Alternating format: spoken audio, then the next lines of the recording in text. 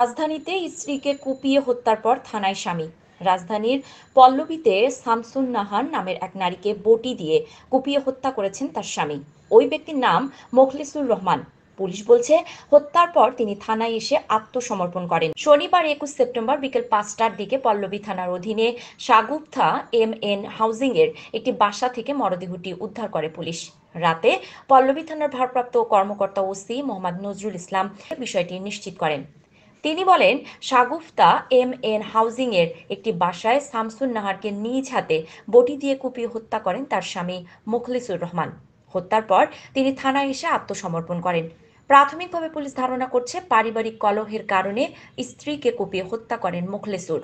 OC Nazrul Islam আরও বলেন, আসামি মুখলেসুর পুলিশ হেফাজতে রয়েছেন। পুলিশ ও সিআইডি ক্রাইম সিন ঘটনাস্থল থেকে মরদেহের সুরতহাল রিপোর্ট তৈরি করেছে। ময়নাতদন্তের জন্য মরদেহ ঢাকা মেডিকেল কলেজ হাসপাতালে পাঠানো হয়েছে।